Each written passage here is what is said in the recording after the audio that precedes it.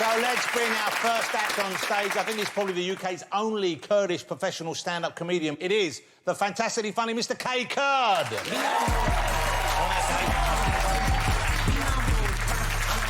Hello! How you guys doing? You all right? You know what? I knew this year was going to be weird, right? Because I started off the year in Dubai. I thought, let me treat myself. I went on a holiday to Dubai. I was there on the beach, right, enjoying my life or whatever. I get a text from one of my mates, Adam. He's a comedian as well. He's like, Kay, come on, lad, World War III's kicking off. I was like, what's he on about, bruv, right? Like, and I did what anybody from my generation would do, right, in a crisis. I went on Twitter, innit? Do you know what I mean? No, because, like, if I'm about to die, there might be a meme that will cheer me up, innit? Do you know what I mean? And I get another message from Adam going, Kay, the situation's about to escalate rapidly. Get home, right? No, what's he on about, right? Like, so I checked out the BBC News, right, and I checked out the headline. It was like, Iran threatens to attack Dubai. I was like, listen, these memes ain't funny, bruv, right? And it got me started. I started thinking about World War III in detail. I was like, is my generation ready for war, right? And I was like, nah. Like, if a war was to kick off tomorrow, we're done for, bro. Not me, I'm a bad man, but like you. Like, do you know what I mean? Like, but I was like, we can't fight a war. My generation can't fight a war. They take half of us out with gluten. Like, do you know what I mean? They don't even need to, like, drop bombs. They'll just drop blue top milk over the front lines, right? We'll just be shitting everywhere, right? Just arguing about where the gender-neutral toilets are, bro. No, do you know what? Like, during lockdown, I thought to myself, you know what, like, I'm doing well in life, right? Let me buy a fridge, right? No, that's what you do as an adult, innit? You flex with a fridge, right? Like, because I've got a white fridge at home, innit? And if you've got a white fridge, you're poor, right? Like, you just... No, it's true, man. Like, listen, any one of you, right? Like, if you go into your kitchen and there's a white hot point staring back at you, yeah? You've got work to do, innit, right? No one wants a white fridge. Who wants a white fridge? That's why you cover it up with your kids' paintings and stuff, right? Do you know you've made it in life? You know when you get one of them grey or silver fridges, right, that dispense ice? Oh, my days. Remember the first time you saw one of those? Huh? It wasn't at your house, was it? So I went into Curry's, right? I'm going up to the fridges, right? I look at the fridges. I want to see this nice black one I like, right? And a guy comes over to me and goes, "Oh, sir, I see you've seen our smart fridge." I was like, hold on, what's a smart fridge, bruv? He's like, well, this one, sir, it connects to the internet. I was like, listen, the last thing I need when I come home from work is my fridge asking me for the Wi-Fi password, bruv, right? He's like, no. What happens is it will send you a text message when you need something, right? I looked at him dead in the eyes and I was like, bruv, I'm not married for a reason, right? I don't want to be out with a lad. Suddenly I get a text message and I'm like, oh, my friend's like, is that the fridge again? What have I told you about that, bruv, right? When you're with the lads, put your phone away, all right? So I turn my phone off, innit? I'm on a night out, I'm having it up, like, lads, all of that, right? Yeah. Comes to the end of the night, one of my mates gone off to get a kebab or whatever. I turn my phone back on, 10 missed calls. All from my fridge. I'm trying to work out what to do, right? Like, she texts me, like, you know, when are you home? Where are you? All this sort of stuff, right? So now I know I'm going to get shouted at if I go back home, right? So I'm trying to sneak in to my own home. Because of my fridge, bruv, right? Do you know how scary this is, right? I'm opening the door, I'm trying to be quiet, right? Suddenly in the back, it's like, where's the milk? What? What are you talking about? I said, I'll get it tomorrow. That's what you said yesterday. Like, what are you on about, man? Why can't you be like the kettle, man? Like, just crying my eyes out, right? So I know why you don't listen to me. Why? It's because I'm black. No. Listen, you guys, my name's Kate Kurd. You guys have been absolutely wonderful. Enjoy the rest of your night. Kate Kurd, ladies and gentlemen. Brilliant, Kate Kurd.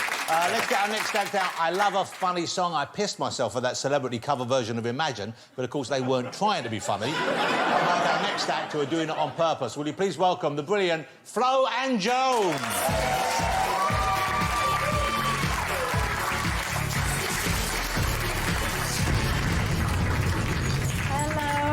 Hello. It's lovely to be here.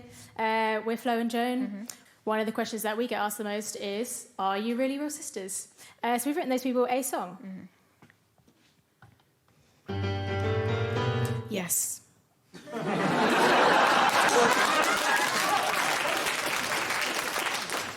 We've got time for just one more. Yeah, this song was inspired by a McDonald's campaign you might have seen, which posed the question, is a Big Mac with bacon in it still a Big Mac? There's a world that we all live in, And that world is called the world.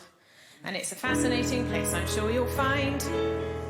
There's so much yet to discover, so many things that we don't know, Which leaves us with all these questions on our mind. Like when you crush a clove of garlic, what happens to its dreams? What do colourblind people eat when they're told to eat their greens? Is it alright to not go outside because I haven't shaved my armpits? And is it alright to not shave my armpits so I don't have to go outside? Why are posh people taller? How do you make a career in blogging? Why are Mars bars getting smaller? What do dogs think of dogging? Why does sambuca make me sexy? Why does gin make me cry? Why does vodka make me Russian? Why does beer make me shit myself? If you haven't watched from episode 1, are you really a fan of the news? Would men still fancy women if we farted out our boobs? And why do old people wake up so early when there's nothing to do in their days? And why does everybody always do what Simon says? Now we're all gonna play Simon Says. Simon Says, put your hands on your head. Do it. Simon Says, put your hands in your ears. Is that your ears? Now take your clothes off. Take your clothes off. We've locked the doors, so take your clothes off. Wait, Simon didn't say it, so you don't gotta do it. But don't let me stop you. When people go into a toilet, why do they always stop to say, it smells like piss in here? Of course it does, it's where you piss. Am I still a feminist if I think the Queen has got great tits? Are we really stronger together? Have the Kardashians ruined women forever? Are slugs just shellless snails, or are snails just slugs with shells? But most importantly of all, Is a Big Mac with bacon in it still a Big Mac? who fucking cares?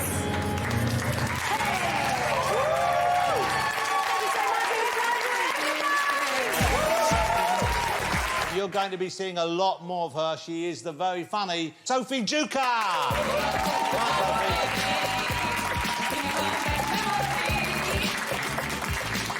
Hello! I want to talk about family tonight. I learnt about family from a popular lift-sharing app.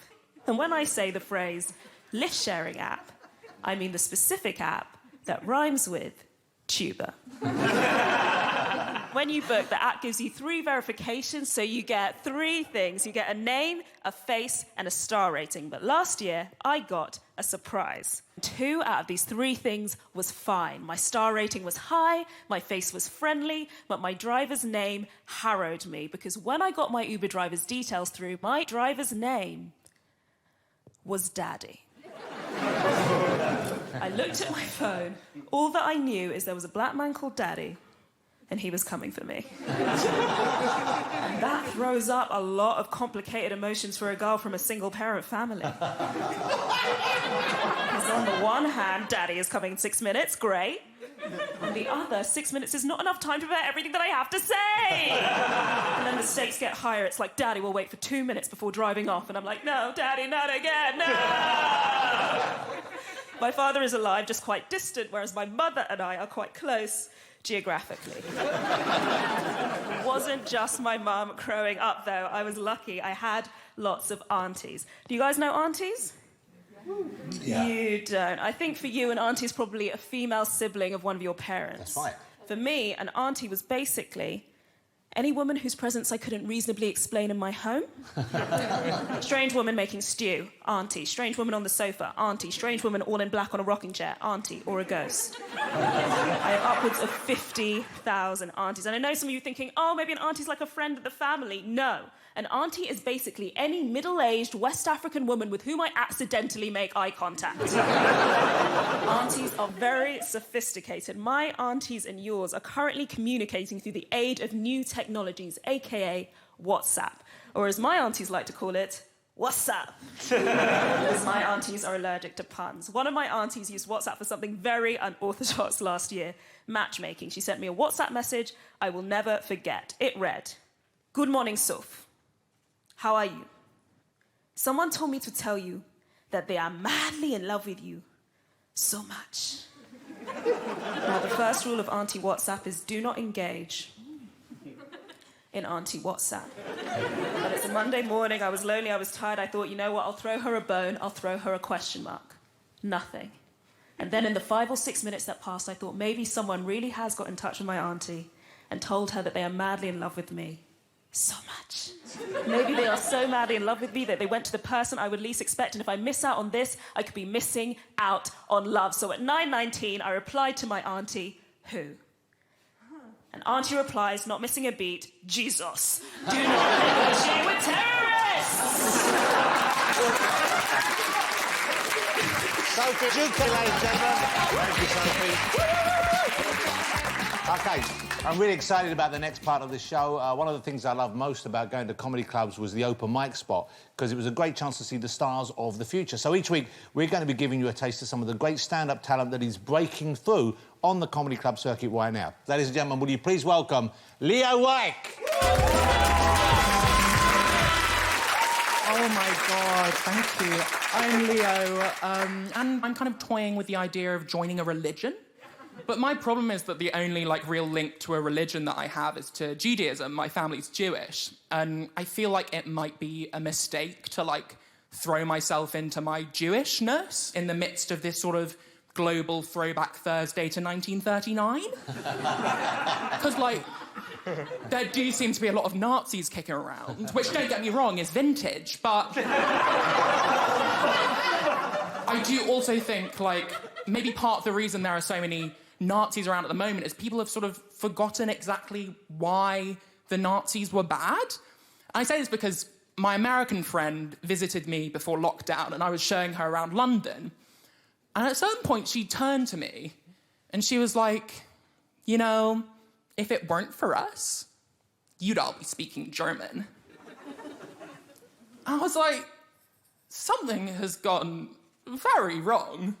If you think that the worst thing that would have happened if Hitler had won the war would have been the linguistic shift. As if the British Jews be sort of marched off to their deaths, all the English people going, lucky bastards. At least they have to learn fucking German. So many tenses. That's the real crime against humanity. I've been Leo Reich. Thank you. Very funny. Thank you, Leo. It's the wonderful Suk Ojla. Hello, everyone. My name is Suk, which is short for Sukhjeet, which is Sanskrit for you're never going to find it on a fucking keyring in a gift shop. Like a lot of successful women my age, I live in a house share. With my parents. It's essentially like living in the most passive-aggressive Airbnb of all time, except you can't even leave them a bad review. Decor outdated, furniture covered in plastic, host keeps trying to feed me whilst giving me weight loss advice, 2 stars. I had quite a different childhood to a lot of my friends growing up, because we didn't have a lot of money. You know, we didn't really get to go on holidays. I used to dread going to school after the 6 weeks holidays, because all the white kids would be like, we went to the Costa del Sol. All the well-off Asian kids would be like, we went to Canada to see my cousins. And I'd be like, well, we all took the coach up to Bradford.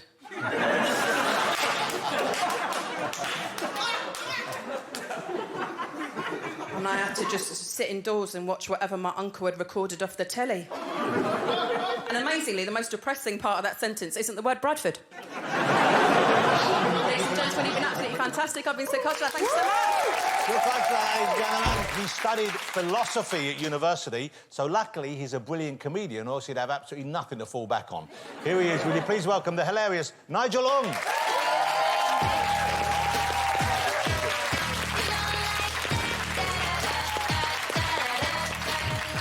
Hello.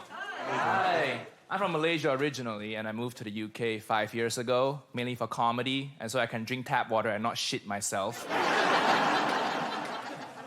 You have a lot of Chinese takeaways here in your country, which I like, but I noticed, you have a lot of Chinese takeaways here with puns in their names, right? I've seen walk this way, walk and roll, walk to walk. Why do you guys make us do that? English is not their first language.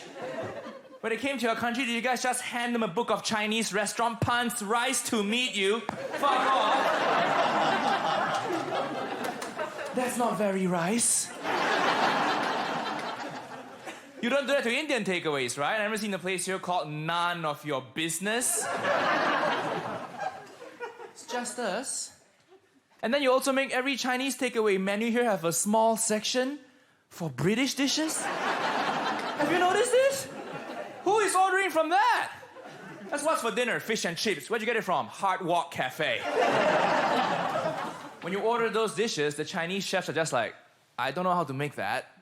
I didn't even know we had omelette on the menu. We put it all the way at the back. Why would they order item 4058?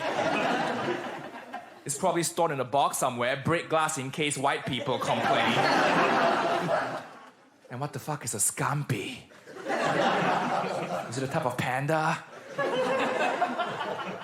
Food in the UK is pretty bland here, which I like because that's how I stay in shape. All right? You don't even need to go to the gym here. The lack of flavor does it for you.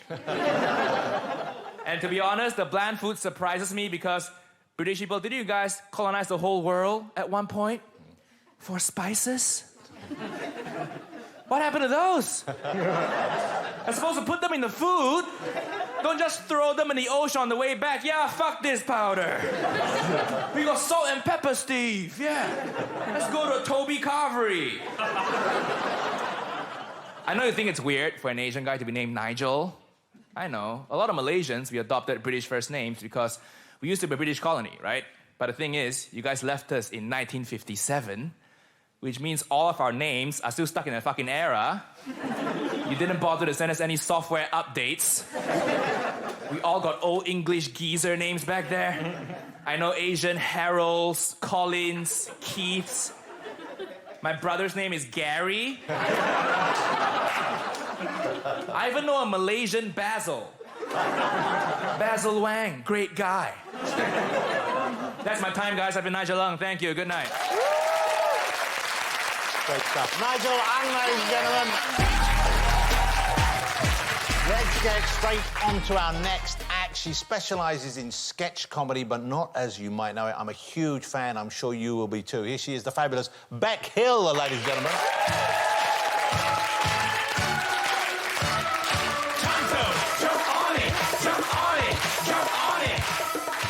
Hi, my name is Beck. I am obsessed with food. I love food so much that it gets into every area of my life, especially if I'm listening to music. So I thought what I would do for you tonight is I would demonstrate what it's like in my head when I'm listening to music and I get hungry.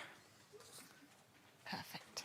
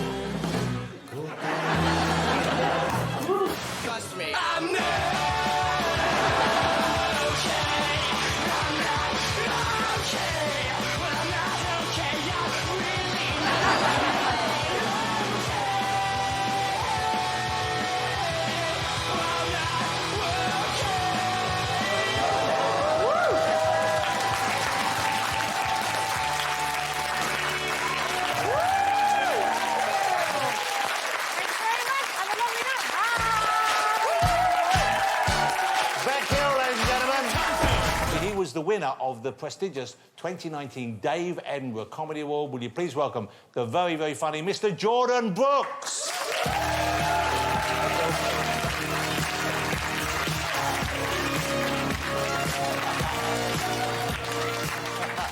Cheers, thank you so much. I don't usually use the microphone, is that all right? Yeah? Not too unorthodox for you? Usually, right, I'll do a gig and the mic will be in the middle of the stage and it'll be there as I walk past it saying something like, oh, it's really great to be here. And that'll end up being the only thing that's amplified. I often wonder if maybe I should just use the mic as a source of positive, optimistic stuff and leave the rest of it off mic. So I'll be like, it's a pleasure to be here, despite everything. Not to give you an indication of just how bleak this act is, but we won't be needing this. All right, go on, mate, ask me. Go on, ask me. Ask me, why am I barefoot? Because I don't want to get my shoes dirty when wading through your bullshit. Could have picked on anyone, don't take it personally. Go on, Jonathan, ask me. No, I'm fucking with you, don't worry. How do we reckon this virus is going to mutate then? Too soon, or...? What do you reckon? Do you reckon zombie apocalypse? Yeah, I reckon we're headed towards that, yeah. You don't win by not enjoying this, by the way.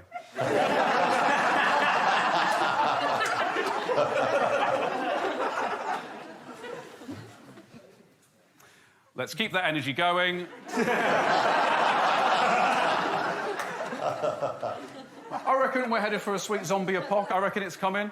I'm sure you've all thought about what you'd do if a zombie apocalypse broke out, right? I'm sure you've all imagined it. Like, culturally, we're obsessed with them, you know? Yeah. We get there films about them, TV shows about them. I'm sure you've imagined what you'd do. I've thought about it. When I wake up one morning and it's eerily quiet in the flat, and I look outside the window and there's a car abandoned in the street, and I look to the other side of me and there's a streak of blood just disappearing, and I think, well, something ain't right. And I put the TV on and immediately a newsreader will say something like, pandemic, virus, outbreak. I switch to the next channel. Another newsreader will say something like, red alert, zombie apocalypse. I switch to the next channel and there's clips of people tearing each other's flesh off and I think, it's showtime. And I run to my bedroom, delve to the back of my wardrobe, get out my gun, look at myself in the mirror and say, let's rock! And then I shoot myself. Because I don't want to be part of it! No, thank you, not for me. I am bailing early doors day one, I'm out. Done. Don't want to do it. Do I look single to you, or...? Very. Right, less of that, actually. Thank you. Did you hear him say that? He said very. All right, well, look, Jonathan, you've been in the biz for a long time, man. Too long. Too long. Yeah, I was just saying that, actually. I do get it. I get this crazy biz we call show. Like, I understand it. You and me, we get it. We're kindred spirits. No, I am single. Or singual, as I like to say it. You say it in a weird way, it sounds less depressing. We got any doctors in? Well, that's frightening, isn't it?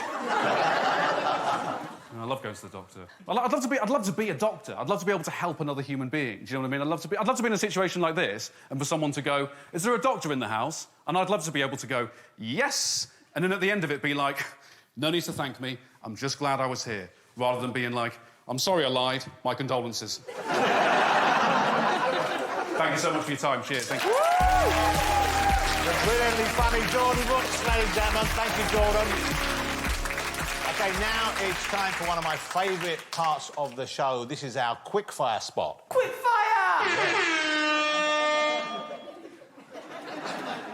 I like to think I've got an eye for discovering up-and-coming comedy talent, and here are some of the new faces to TV that you're going to be seeing a lot of in the future. Will you please welcome the marvellous Lois Smith? Thank you. Excited to be here. Been working from home with 3 kids, so I'm excited to be anywhere, basically. Let's face it. Working from home's weird, isn't it? Because, you know, it's like work without the fun and fulfilling bits, like... Mostly just slagging colleagues off to other colleagues, isn't it, really? That's the stuff we've missed.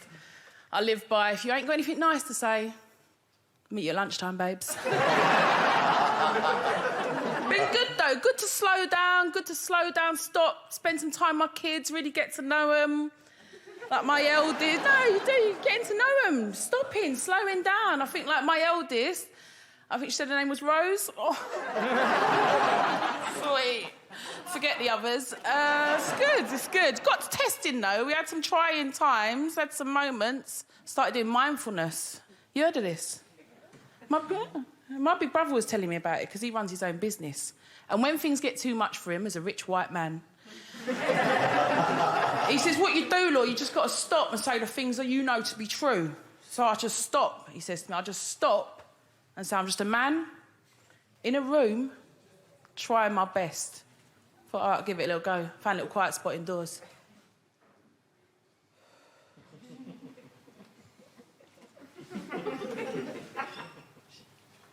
I'm just a woman in a cupboard hiding from my kids. It works, guys. It works. Laura Smith, ladies and gentlemen. Woo! OK, will you please welcome onto the stage Michael Odewale. How's everybody doing? You guys good? Yeah. It's been interesting seeing a lot of these racial protests going on recently because a lot of people have been doing some soul searching, you know? I had someone I went to school with 10 years back. They sent me a message apologising for calling me a racial slur in a maths class all those years ago. They sent this big message just saying man, I was a different person back then. I was so ignorant. And I saw that message, right? And I replied. I was like, hey, man, it's good to see that you're not racist anymore. But we weren't in the same maths class. You have the wrong black guy, actually. It wasn't me.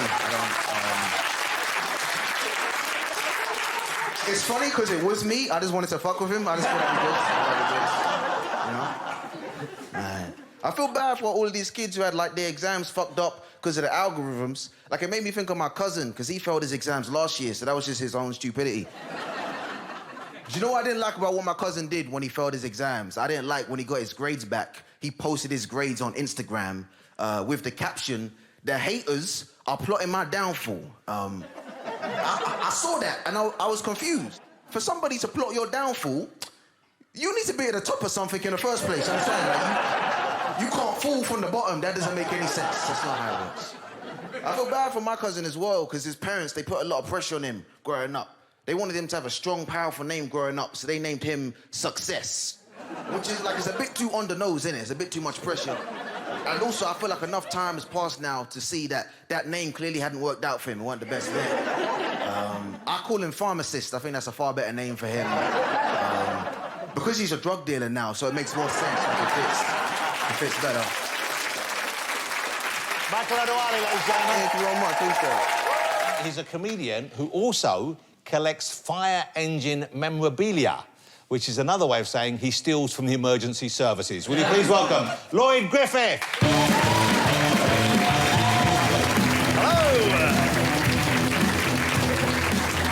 Hello. Good evening. Thanks very much for having me.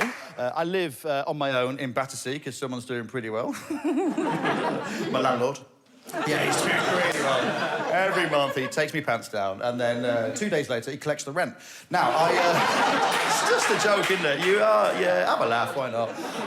I am a comedian. I am, fuck off. But I do have another job as well as comedy. I'm a singer. I'm a choir boy. I'm a professional choir... Why are you laughing, dickhead? Why are you laughing?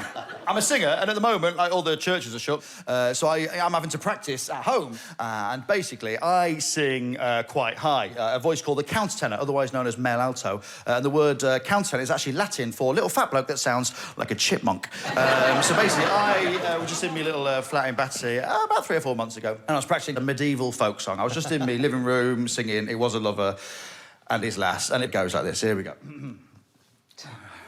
Now, leave it out.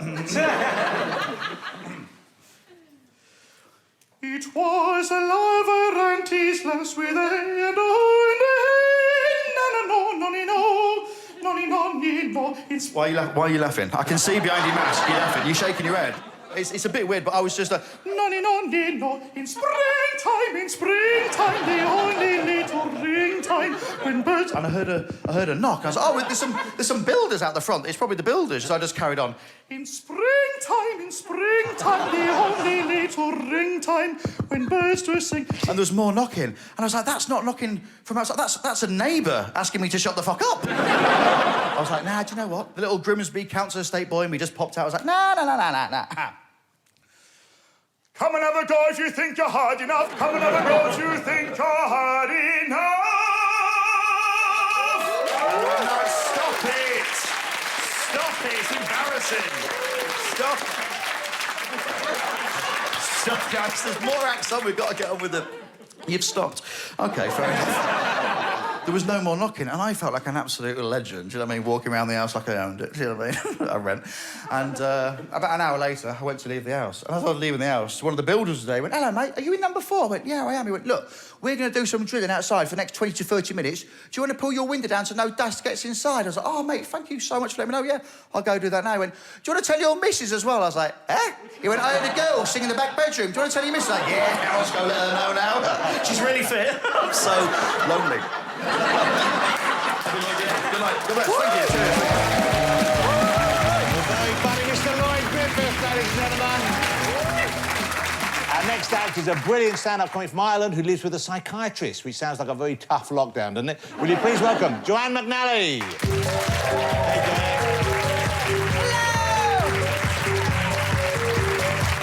My name's Joanne, I'm balls deep into my 30s now. Not delighted about it. I'm ageing, curdling, you know, going off, basically. And I'm not thrilled about it. Because it's worse as a white woman, because we age in dog years. You know that? Yeah, scientific fact. We age at 7 times the speed of every other colour of woman, because we're see-through. So it's like looking into the window of a washing machine. You can just see us rotting from the inside out. So I've made some improvements. Got my lips done. Thank you. What do you think, sir? Are you impressed? It's quite a discreet job, actually. I'm quite happy. What do you think? Thank you. It's still a bit tender, but Thanks! They said I could do one fanny joke. That's the end of it. That was the quota. My friend Carol just had a one-night stand with a man half her age. He was 21. And I said, "Carol, how was the sex?" And she said it was shit. I said, "Of course it was. He's a child. He's 21. Do you remember what it was like having sex with a 21-year-old? It was a shite-mare. I like to be laid out like a spatchcock chicken. I like a variable, maybe a triple-wick Joe Malone candle flickering in the corner. I'm a grown woman. I don't want a 21-year-old going at me like he's... Like, do you know the franticness of it? They don't make love to you, they drill you for oil. It's horrible. And then you have to stop them. You have to interrupt them and go, "Dude, I don't know what you've heard, but the hole's already there. You don't have to drill a new one, pal." I don't think I was supposed to tell you that about Carol. I think that was a secret. I can't keep secrets. My friend's in Alcoholics Anonymous. She told me. I said, "Why did you do that? Now you're just in Alcoholics." I'm going to tell everyone. I told everyone. Everyone knows. Don't give me information. Men can keep secrets because they just don't care. My ex used to go drinking with the lads. They don't talk. He'd come home and I'd say, "How are the lads?" And he'd be like, "What?" He's like, "I don't know." I'm like, "How do you not know? What do you talk about?" He's like, "Nothing.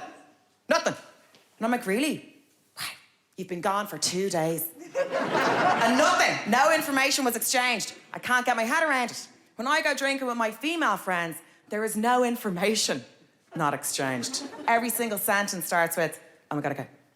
You can't tell anyone what I'm about to tell you. Joanne, I mean it, Joanne, look at me, because I'm fizzing with the excitement. Because it's good, it's Carol. You don't know what the fuck she's done now. I'm like, "Carol, what is it? Tell me." She's like, "Joanne, you betrayed me 15 times. Look at me, calm down." I'm fizzing. I'm like, "Come on, Carol. I've changed. I've changed. You can trust me now, Carol. I'm a new woman. I'll take you to the grave." But the grave is actually the name of a WhatsApp group I've set up. All the shit about Carol goes into that WhatsApp group. That's me, I've been Joan McLaughlin. Thank you, good night. She's from Houston, Texas, but she now lives here in the UK. Their loss is our gain. Will you please welcome the fabulous Keema Bob? Hey, Keema. What a cool time. Stop it. How are you guys? You look lovely. Glad to be with you. Very happy to be having a bit of a connection. Yeah, eye contact. Okay. That guy wants to fuck me. Absolute madness. I've been watching a lot of TV during lockdown, okay? and I've learned some things I would like to share with you. Okay. 99.999% of all solved murder cases in the past 3 years were only closed because of a Netflix documentary.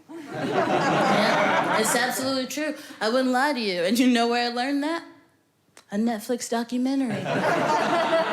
It's true. Justice just doesn't happen any other ways, okay? The cops are busy eating donuts or beating up protesters or something silly like that. They don't have time to solve crimes. These movies are solving more crimes than these police officers. I have an idea. How about we send these police officers to film school? I'm so scared. So with these facts and these figures pouring in, with all this math I gotta do, I'm thinking, how do I get my murder solved? Okay, because it's gonna happen. It's inevitable. And I need to get myself in a documentary, okay? I need people to watch it and think to themselves, oh my God, who is that dead girl? She seems so fucking cool. Have you seen Don't Fuck with Cats? It is about this dude called Luca Magnotta, okay? And I'll tell you why I know his name. He is fascinating. He is such a weird man. And it's called Don't Fuck with Cats because he killed some animals in some videos, which is fucked up. It's not okay. But you know what's even more fucked up? He killed an entire man. Yeah, and I'm not trying to victim blame or anything like that, but I don't know that man's name. I guess what I'm saying is, let's call him Tim. If Tim was more interesting, it wouldn't be called Don't Fuck with Cats. It would be called Don't Fuck with Tim. I'm not gonna be like Tim. No. I'm out here. I'm putting my face out there. And guess what? I'm gonna be even more interesting than the pervert that kills me. Yeah, because it's gonna be a pervert. You know it is. But guess what? Joke's on him. I'm a pervert, too. I'm a horny little creep. I'll say it. I don't even care. Look me right in my eyes. I'm a horny little creep. When I saw 2 Girls, 1 Cup, I said to myself, not bad. I'm a horny little creep. I'll tell you so you can tell the world. So when my documentary comes out and it's a big hit, you'll be able to say to your friends when they say, oh my God, who is that dead girl? She is so cool. You can be like, oh, well, that's Kima Bob. And I loved her before the murder. You're welcome. I've been Kima Bob, and you guys have been pretty cool. Kima Bob, ladies and gentlemen. You know, it's always exciting to see new stand-up talent, of course, and that's why I love this part of the show in particular. It's our Quickfire Spot. Let's see. Hey, that's fresh, man. Yeah. Let's meet them now. Will you please welcome the fabulous Josh Jones? Hello. This is very exciting. It's so different to my normal gigs because I'm from Manchester. So normally my gigs are in the northwest of England in working men's clubs on Friday and Saturday nights for big burly boys on the stag do. And they all start shouting out straight away and they try to put me down. So I have to let them know at the beginning. I'm like, boys, listen, I might evidently be gay as fuck with a personality that's brighter than the sun itself. But I'm not a pushover. Start running your mouth and I will shove my cock in it. Yeah.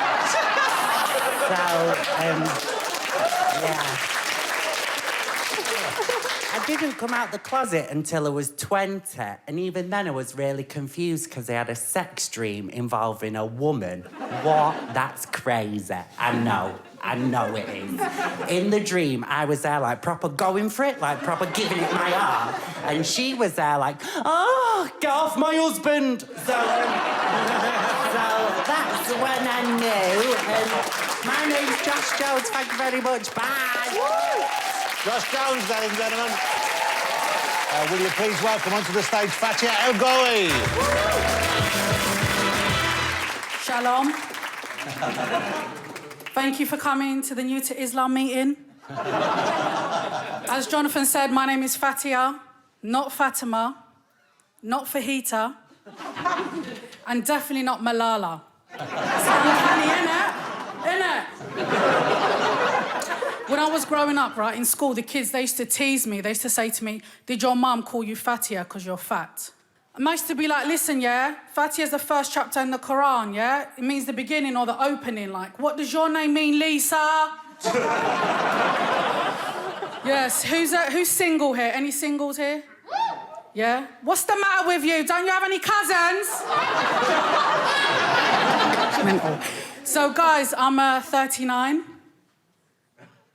I don't look it, innit? See what happens when you pray 5 times a day. Thank you very much, Robin Fatia. Thank you. That's it, outgoing, ladies and gentlemen. Thank you, Fatia. A lot of comedians you see tonight are going to be huge. But this guy is huge already because that's his name. Will you please go crazy for the fabulous Huge Davies?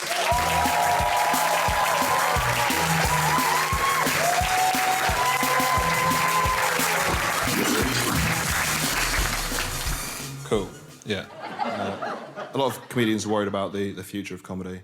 I'm not. I think I'll be just fine. You know, my comedy's quite futuristic. You know, in the sense that, you know, it's not funny now. But a lot of artists work in the future. I'm not alone. Do you guys remember this song? This is a song from the future.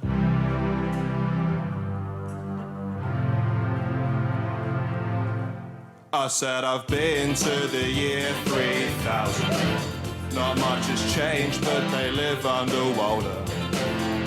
And your great-great-great-granddaughter. It's pretty fine, it's pretty fine. That's the most depressing song I've heard in my entire life. Yeah? To recap, that's a song about someone from the year 2002 going to the year 3000 to have sex with your great-great-great-great-granddaughter.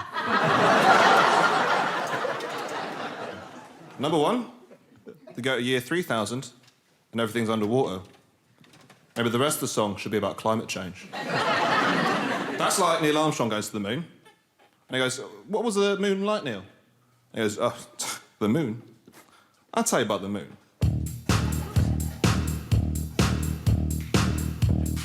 Went to the moon. Went to the moon, yeah. There was no gravity.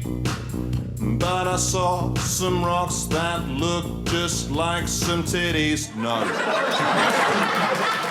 That's my great-great-granddaughter you're talking about there. I thought it was a fun song about time travel, not Russell Brand the musical. No offense, Jonathan, sorry.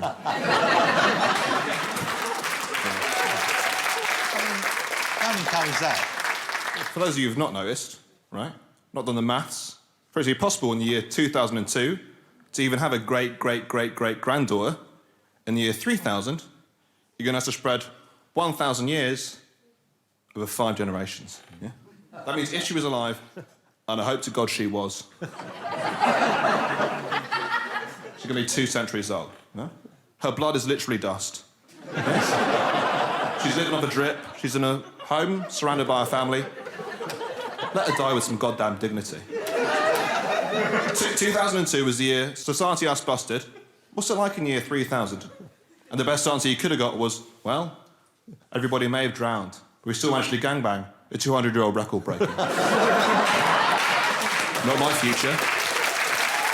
Not my future. Huge Davies, ladies and gentlemen. Great stuff.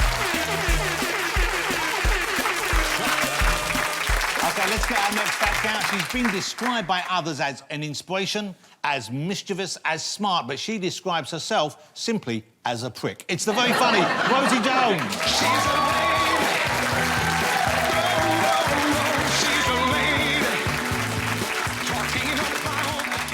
Hello. Yeah, this is my voice. Do not shit yourself. It's okay.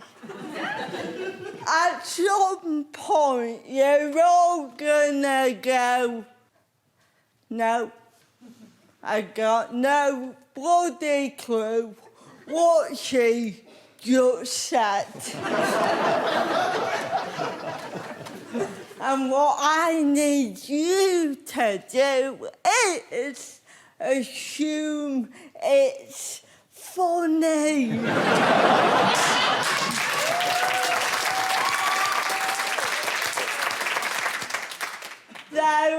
Something else about me is I am gay. I'm a big old leather. Being a gay woman is so easy. You only need 3 things. 1, Doc Martens. 2, a sexy jumpsuit. Thank you. I'll see you later. And 3, you need a burning desire for Gillian Anderson. And my life peaked last year when I got to write on a TV show starring Gillian Anderson. And not just that, I had to write a sex scene for Gillian. I mean, I thought about it a lot. Eventually, I submitted my script, and the channel rang me up and said, unfortunately, we can't use it because it's too dirty. It was a weird one. Halfway through the scene, that girl with cerebral palsy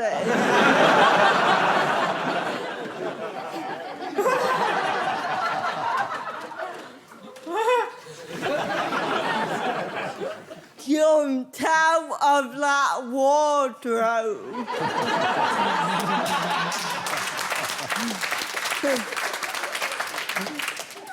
Wearing a gimp mask and got stuck in. Bye-bye!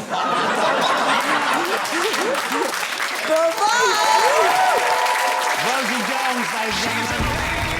Fabulous Rosie Jones. OK, let's get our next act out. She's got a law degree, so I guess her parents are going to be pretty disappointed she's ended up doing comedy. But their loss is our gain. It's the brilliant Sakisa!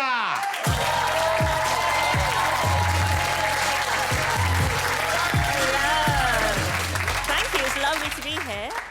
My name is Sakisa. I don't know if you can tell by my accent, but I'm black. We were very popular during lockdown. Yes. But I live in South London. I live near Brixton, and the best thing about Brixton is because I can get anything I want to in Brixton. Like, I can get my nails done, I can get my hair done, I can get my fruit and vegetables, I can see my cousin, all in one shop. All in one shop. Love Brixton. Love Brixton.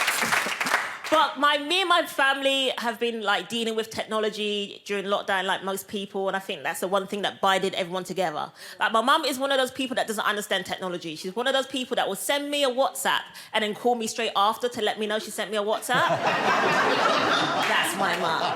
She's very desperate for me to have kids because I'm the only child. Like, she keeps coming out with this word that's getting on my nerves. She keeps going to me, Sakisa, you need to start courting.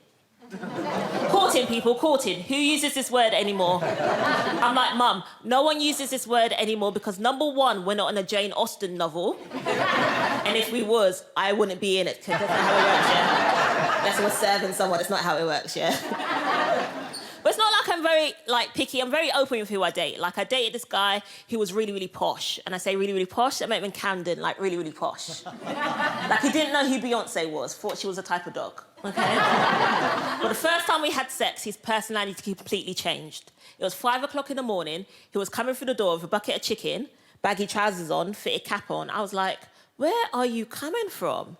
He was like, yo, yo, yo, yo, bop to the shop, golden wonder, what flavour, salt and vinegar, cut from my brother, flakes from my sister, 10 BH in a packet of Rizzler, dash out the shop, all in the Zender, kick him in the teeth and pay him later, because I got a tick on my new night trainer. I was like, I'm not dating white people again. That's a lie, dick is dick, okay? This has been absolutely lovely. I've been Sakisa, thank you. It's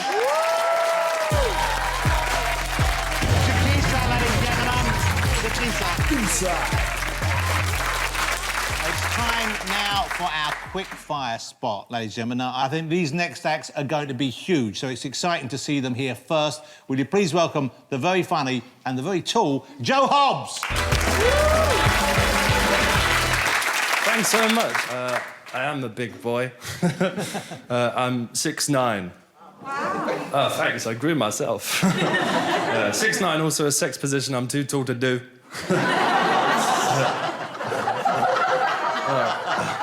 I've tried it, like, just end up sucking on a kneecap, innit? I grew up on a council estate with my mum, proper working class upbringing, you know, but I was dating a posh girl recently. Like, I can't believe how some of you posh people out there live. Like, I went to a family home, like, huge house, you know, pet chickens, a dad. What the fuck? I never see a domesticated dad before. You know what I mean? I see him in the wild, like, prowling around the estate at night. This one was in the house. Blew my mind. I wanted to impress this family. They were proper educated people, so I started reading some books, highlighting all the words I never heard of. I learned them so I could use them while I'm around there. Favourite word I learned was undurfed, which means hungry. It's good, isn't it? Yeah, you know, like I might say, I'm feeling a bit undurfed, and he'd be like, what's undurfed? And I'll be like, read a book, mate. Yeah. You clap, mate, but I only found out a few days ago that undurfed is actually pronounced underfed. Yeah. You lot are lovely. I've been Joe Hobbs. Thanks so much. Bye-bye. Joe Hobbs, ladies and gentlemen. Great set. Thank you, guys. Will you please welcome Ray Badran? So they say dolphins, right? Dolphins. Dolphins are the only other mammals on the planet that have sex for pleasure. And I'm thinking, not the one I'm fucking. You know? No, we're trying for a baby. Anyway. So, I accidentally stole a pizza recently. I was at home. I was quite hungover. I was with my partner. We're going through various options while we can get delivered to the house. And as we're going through the various options, there's a buzz on the door. And I go over to the door, I open up the door, and it's a pizza delivery guy. He goes, I've got your pizzas. And I said, oh, we haven't ordered any pizzas. And he goes, oh, they're paid for by credit card. And I said, oh, maybe I ordered some pizzas. Huh? And I took the pizzas. I didn't know how I'm not a religious guy, but at the time, I was pretty sure God sent us the pizzas, right? I didn't know how So I took them inside, trying to figure out what was happening. I put them on the table. I said to my partner, I said, what should we do? They're obviously for someone else in the building. Should we just wait for a bit, right? And as I'm saying this, I turn around and she's already started eating the pizza. It's too late now. So I sit down and I decide to start eating the pizza. And I get like 2 bites into the first slice. And the guy comes back and he just starts buzzing on our apartment door.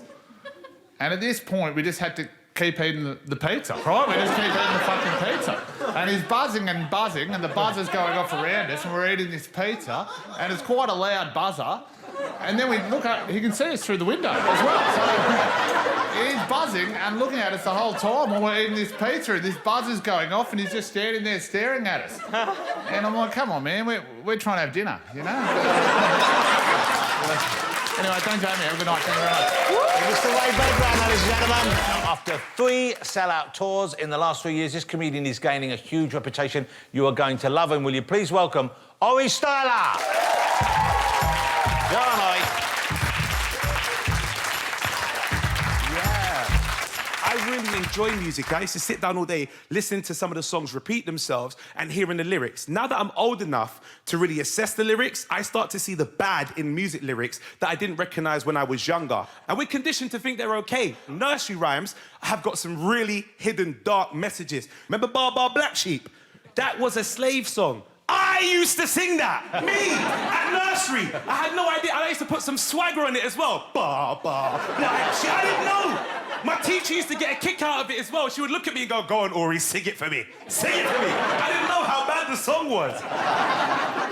And they condition us to kind of accept music as just being a great, like, beat and, you know, it's a vibe and so on. But again, I keep looking at lyrics. There was this band when I was younger, and this band was called Destiny's Child. Do you remember them? Yeah, pure witchcraft in every one of their lyrics. Every single one, giving me a whole heap of instructions I don't need to listen to. Ladies, leave your man at home. The club is full of ballers and their pockets full grown. And all you fellas, leave her girl with her friends. Because it's 11:30 and the club is... Look at the witch right here. Jump in, jump in. Hocus pocus, witch. You! Singing the song like just manipulating minds. I didn't like that. Because first things first, if the club is jumping, why must I stay at home? Why can't I come out and have a good time with my friends? Next line of the same song goes like this. So you say you got a girl. Yes, true, you got a man. But the party ain't gonna stop. So let's make it hot, hot. Hold on, you've got a girl, you've got a guy, you're both in committed relationships elsewhere. No party needs to start because you're in one. Things better stay cold. Cold, do you understand what I mean? I think girl bands used to twist people's minds all the time. Spice Girls used to sing some really off-key, freaky lyrics. If you want to be my lover, you got to get with my friend. What kind of fetish is that? I'm with you, don't hook me up with your ugly, freaky friend because she wants some. I'm with you. Ladies, if that's what's going on in the club, forget what Destiny's Child say to you. You need to stay home with me. No jumping elsewhere. Guys, my name's Ori Styler. God bless and take care. Yeah. Ori Styler, ladies and gentlemen. He's a brilliant comedian who I think is set to become a household name. It's incredibly funny. Babatunde Aleshe.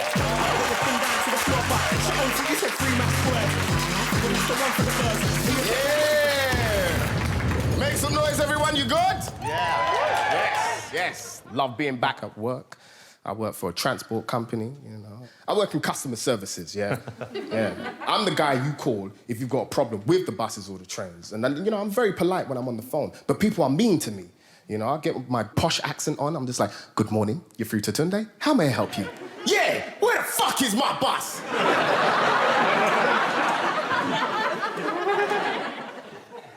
Harsh, man. But I've got to keep working because, you know, I've got to keep providing for my family. It's nice, though. I've got some good news. Good news is I'm about to celebrate my 5th wedding anniversary. Yes.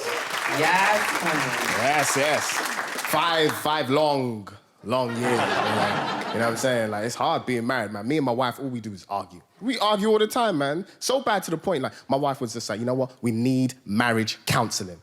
I was just like, yeah, you're damn right we do. She was like, yeah, so you go get some help, yeah? Because clearly you don't know how to treat me, you know? And I've never had, like, counselling. I don't know, you know, who to turn to or what to do, you know what I'm saying? So I went to my best friend, Chris. Now, Chris, he ain't a counsellor. He's a drug dealer, but, you know what I'm saying? He gives me good advice sometimes. So I was just like, yo, Chris, man, what do I do when me and my wife are arguing all the time? He was like, that's easy, bruv. Just tell your wife to shut up, lad. I was like, I can't do that to my wife. I can't say that, you know what I'm saying? My wife is Jamaican. She will chop my dick off, you know what I'm saying? Thing about, like, I remember meeting my wife's brothers, you know what I'm saying? That's another thing, you know? I can't just shout at my wife. She has 5 older brothers. 5. Yeah, 5. I remember the first time I met her brothers, you know, the eldest brother comes up to me. He's just like, what's your intentions with my sister? And it echoed, sister, sister, sister. And I looked behind him, it was the other brothers going, sister, sister, sister, sister. Yeah, man. And I'm not scared of Jamaicans. You know why? I have a trick. Yeah, write this down, yeah? It works. All you have to do with angry Jamaicans is play music, trust me. It disturbs their thought process, you know what I'm saying? They can't pick between a fight and a song. They have to pick one. They can have a gun to your head. They'll be like, yo, me kill him, me shut you, doom, doom, doom, doom, doom, me say what, doom, doom, yo, say, me say they were there, you know what I'm saying? Yeah, man. They just want to dance, boy. Yo, my name's Baba Tunde. You guys have been fantastic. Thank you very much for having me. Thanks, Baba Tunde. Baba Tunde, ladies and gentlemen. Shut down. OK, as regular viewers know, I love stand-up comedy and I particularly love unearthing new stand-up talents. This is our Quickfire Spot. So fresh and so clean. You're going to love them, I promise you. Will you please welcome onto the stage Chloe Petts. Hello. Hey guys, it's an absolute pleasure to be here. My name is Chloe Petts. I'm a very masculine woman, but I sort of haven't always been this masculine. I used to sort of try and assimilate into straight culture and pretend that I was one of the straights, but I wasn't very good at it. So I remember when I was 15 years old, I was sat around watching the telly with a bunch of my gal friends, and they were going around the circle talking about all the boys that they fancy, right? And it goes around the circle and it gets to me and they're like, oh, Chloe, who do you think's hot? And I just panicked, looked at the telly and went, oh, I don't know, he's quite fit. That was Claire Balding. But my friends are kind of like got used to the fact that I get misgendered now. But what I try to explain to them is it happens a lot more than the untrained I might realise. So there's this very specific time when I'm queuing in a bar and I'm pressed up against a bunch of people and a guy wants to get past me. If he thinks I'm a man or if he thinks I'm a woman, he'll treat me in two really different ways. So if he thinks I'm a man, what he'll do is he'll start by putting his hand on my shoulder and then he'll go, sorry, mate. And then he'll put his dick as far away from my arse as possible so as not to be mistaken for a homosexual at any point in that social transaction. That's the first way if he thinks I'm a man. If he thinks I'm a woman, what he'll do is he'll start much the same, hand on shoulder, but this time he'll say, sorry, love. Then he'll run his hands down my back, grab me by the hip, shag me a little bit and just pop me out the way. Guys, you've been an absolute pleasure. I've been Chloe Petts. Thank you so much. Take care. Thank you, Chloe. Chloe Petts. OK, next up, ladies and gentlemen, please welcome to the stage Mr. Stephen Buchanan. Hello. My name's Stephen. I'm from Glasgow. No one gives a fuck. Good. Glasgow gets quite a violent reputation. And this is only based on stuff like statistics. Being from Glasgow, you need to know how to protect yourself. I've devised a survival tip. What I do when I'm walking the main streets is I always keep my keys between my knuckles. That way, if someone tries to attack me, I'm ready to just give them my car. I'm moving in with my girlfriend soon. Thank you. Looking forward to it. We decided to have a trial run of living together first, so we went on holiday. That was her idea of a trial run, a weekend in Amsterdam. Because that's going to prepare you for living the rest of your life in a one-bedroom flat in Glasgow. We went to, Amsterdam. It was cool. I like the city break. I'm not really a party holiday kind of guy. You know, I always toy with the idea of going to, Ibiza, and then I remember that last year I had to give up drinking tea because the caffeine was giving me chest pains. Don't know if I'm going to fit in at Ocean Beach. Everyone's off their face in pills. I'm having a panic attack because I had 2 Earl Greys with lunch. That's all I've got time for. Thank you. Thank you, Stephen. Stephen Buchanan, ladies and gentlemen.